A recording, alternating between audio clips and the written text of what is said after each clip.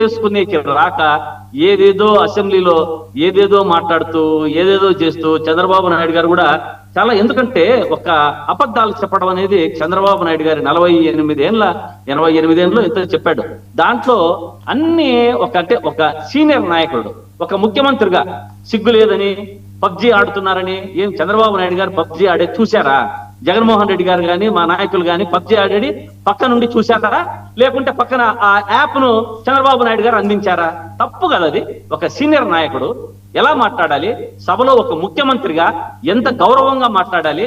ఎందుకో చంద్రబాబు నాయుడు గారు ఆ గౌరవాన్ని తనకు తాను తగ్గించుకుంటున్నట్టు అనిపించింది ఈ అసెంబ్లీలో వ్యాఖ్యలు. ఇప్పుడు 48 ఏళ్ళ నుంచి ఇప్పుడు అన్ని అబద్ధాలు చెప్పడం, చాలా ఇటువంటి కార్యక్రమాలంతా 2000 ఇంకొక మాట అడ్డారు చంద్రబాబు నాయుడు గారు.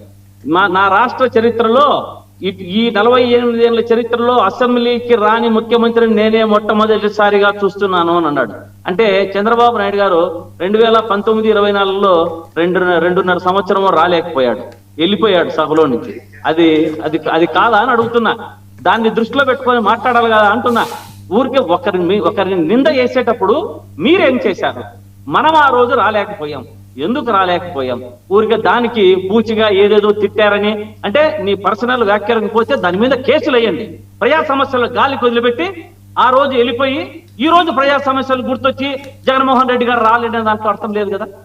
దాన్ని కాదండి, ఆ సిచ్యువేషన్ లో ఎలా వెళ్ళారు, ఏం వెళ్ళారో కట్ చేస్తే ఏమైంది? 23 నుంచి ఎక్కడికి వెళ్ళారు? అది వాళ్ళకే ప్లస్ అయింది కదా. అలాగే ఫెయిల్ అయ్యాడు అనుకోండి, అది మీరు రోజు ఈ మాట మాట్లాడచ్చు. ఆయన వెళ్ళి ఏం సాధించాడు, ఏం చేశాడు అని. ఆయన జనాల్లోకి వెళ్ళారు సక్సెస్ఫుల్ గా, అసలు ఊహించని మెజారిటీతో వెళ్ళిపోయాడు కదా ఆయన. 100 కాదా? ఇప్పుడు మీరు చెప్పినట్లు అదే స్ట్రాటజీలో మేము కూడా ప్రజల్లోకి వెళ్తాం కదా. వచ్చేసారి 2029లో ప్రజలు బుద్ధి చెప్తారు కదా, ఎక్కడికి పోతుంది అది రాకుండా కదా మనం డిస్కస్ చేయాలి. ఇప్పుడు మనం చెప్పలేం కదా, ఆల్రెడీ వాళ్ళు అచీవ్ అయ్యారు కాబట్టి అది మనం మాట్లాడగలం. మీరు ఆ హోప్ తో మేము కూడా అచీవ్ అవుతాం, తప్పకుండా అచీవ్ అయి చూపిస్తాం. కాబట్టి ఏంటి కాదండి, ఇప్పుడు ఈ అంశం ఎలా ఉంటే సరే, మీరు వెళ్ళండి, వెళ్ళకపోండి, మండలంలోకి వెళ్ళండి, మీ స్ట్రాటజీలు ఏవో మీరు చూసుకోండి. తోట నాగబాబు గారికి అంత సపోర్ట్ ఇస్తున్నారు. నాగబాబు గారికి మంత్రి పదవి రాలేదని తోట త్రిమూర్తులు గారిని ఏంటి అంత ఆవేదన వ్యక్తం చేస్తున్నారు? ఆయనకి ఎలా ఇవ్వకుండా ఉంటారని. దాన్ని చెప్పే ముందు ఒక చంద్రబాబు నాయుడు గారు జంజీలను ఒక్కసారి మాట్లాడిండేది, అంటే జంజీలను గంజాయి బ్యాచ్ అని ఎంత ఇదిగా మాట్లాడనేది. అంటే విద్యార్థులన్నా జంజీలన్నా అంత చులకన భావం మా చంద్రబాబు నాయుడు గారికి. సరే, దానికి జంజీలే బుద్ధి చెప్తారు వచ్చేసారి. ఇంకా తోట త్రిమూర్తులు గారు చెప్పారన్నారు.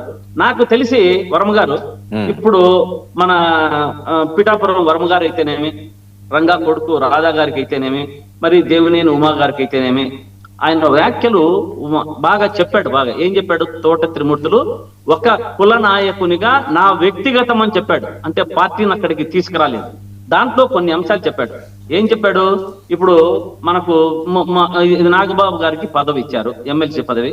రాష్ట్రానికి ఒరిగింది ఏం సార్? హైదరాబాద్ లో కూర్చోవడం తప్ప, అసెంబ్లీలు రావడం తప్ప ఎప్పుడన్నా కానీ ప్రజల పక్షాన మాట్లాడా?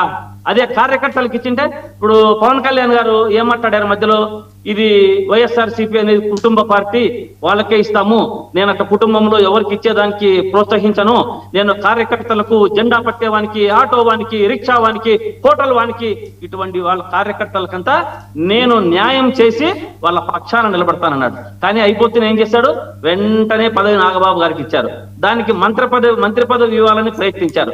కానీ చంద్రబాబు నాయుడు గారు ఒక మొటిక్క వేసి కూర్చోబెట్టారు. ఆయనకు తెలుసు ఎప్పుడు ఏమి ఇయ్యాలో, ఎవరికి ఇయ్యాలో, ఎవరిని ఎలా వాడుకోవాలో అన్నది రాజకీయంగా చంద్రబాబు నాయుడు గారికి తెలిసినంత మరొక్కరికి ఎవరికి తెలీదు. ఎందుకంటే సీనియర్ నాయకుడు, ఆయన రాజకీయంగా ఎప్పుడు ఎలా వాడాలో, ఎలా చేస్తాడో అన్నది వారికి అంత అది బాగా అర్థమయ్యే పరిస్థితి.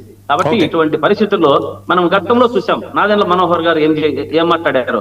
80% మాకు, 15% జనసేనకి, 5% బీజేపీకి అన్నాడు వచ్చే సంస్థాగత ఎన్నికల్లో. అది కూడా వచ్చింది దాంట్లో. కానీ నాదెండ్ల మనోహర్ గారు బయటకు వచ్చి 80% మాకి, 15% టీడీపీకి, 5% బీజేపీకి అంత ఈజీగా ఒప్పుకోము, మేమే ఎక్కువ దీంట్లో ఉంటాము అని చెప్పి బాగా కూడా ఆ రోజు మాకు సురేష్ గారు మీ పవర్ పోయినదండి.